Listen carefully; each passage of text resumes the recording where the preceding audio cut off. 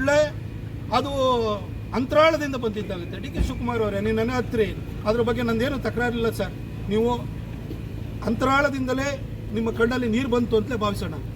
ಆದರೆ ಇವತ್ತು ಪೊಲೀಸ್ ಇಲಾಖೆ ನಿಮ್ಗೆ ಬೆಳಕಿನ ಜಾವದವರೆಗೂ ಕೂಡ ಪ್ರೊಟೆಕ್ಷನ್ ಕೊಟ್ಟರಲ್ಲ ಸರ್. ಅವ್ರಿಗೊಂದು ಸುಧಾರಿಸ್ಕೊಳ್ಳೋಕ್ಕೂ ಟೈಮ್ ಕೊಡಲಿಲ್ಲ ನೀವು. ಅವರು ಇವತ್ತು ಸಸ್ಪೆನ್ಷನ್ ಬಳಿ ಕೊಟ್ಟರಲ್ಲ. ಇವತ್ತು ನಿಮ್ಮ ಚೀಫ್ ಮಿನಿಸ್ಟರ್ ಬಗ್ಗೆ ಮಾತಾಡಿ, ಸಂಪುಟ ಸಭೆಯಲ್ಲಿ ಮಾತಾಡಬೇಕಿತ್ತು.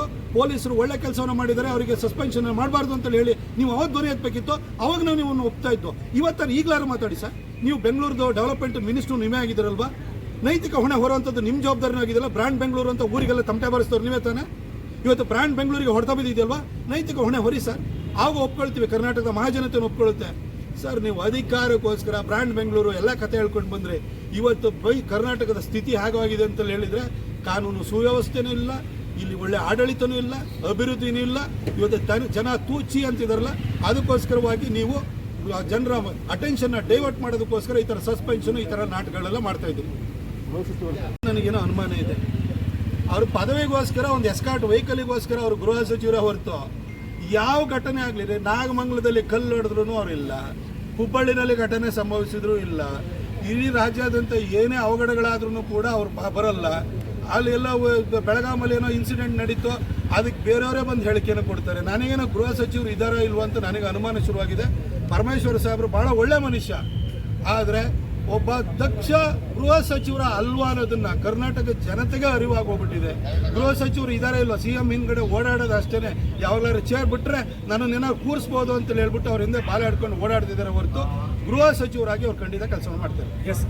ತಗೊಳ್ಳೋದು ಅದಕ್ಕೂ ಅವ್ರು ಪ್ರೊಟೆಕ್ಷನ್ ಕೊಡಬೇಕು ಅಂತ ಹೇಳಿ ನೀವು ಅವ್ರನ್ನ ದುರ್ಬಳಕೆ ಮಾಡ್ಕೊಳ್ತಿದ್ದೀರಾ. ಇವತ್ತು ಪೊಲೀಸ್ ಇಲಾಖೆ ಪರಿಸ್ಥಿತಿ ಏನಾಗಿದೆ ಸರ್?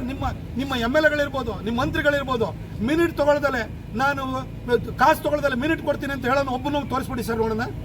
ನಿಮ್ಮ ಇಲಾಖೆಯಲ್ಲಿ ಇವತ್ತು ಪೊಲೀಸ್ ಇಲಾಖೆ ಯಾವ ರೀತಿ ಇವತ್ತು ಕಷ್ಟಕ್ಕೆ ಒಳಗಾಗಿದೆ ಅಂತಂದ್ರೆ, ಒಬ್ಬ ಸಾಮಾನ್ಯ ಅಧಿಕಾರಿನೂ ಕೂಡ ಇವತ್ತು ಅವನಿಗೆ ಕಾಸು ಕೊಡದಲೆ ಅವನಿಗೆ ಟ್ರಾನ್ಸ್ಫರ್ ಆಗಲ್ಲ. ಇಂಥ ಒಂದು ಪರಿಸ್ಥಿತಿ ಇದೆ ಇದು. ಇವತ್ತು ಪೊಲೀಸ್ ಇಲಾಖೆನ ಎಲ್ಲ ರೀತಿಯಲ್ಲೂ ಕೂಡ ನೀವು ಅವ್ರನ್ನ ಸಂಕಷ್ಟಕ್ಕೆ ಸಿಲುಕಿಸಿದಿರಿ. ಅವ್ರು ಇವತ್ತೇನಂದ್ರೆ 11 ತಿಂಗಳಾದ ಕೂಡಲೇ MLAಗಳ ಹತ್ರ ರಿನ್ಯೂವಲ್ ಚಾರ್ಜಸ್ ತಗೊಂಡೋಗಿ ನಿಂತ್ಕೊಳ್ಬೇಕು. ಟಾರ್ಗೆಟ್ ಮಾಡ್ತೀರಿ, ಬ್ಲೇಮ್ ಮಾಡ್ತಿದ್ರಿ ಸರ್.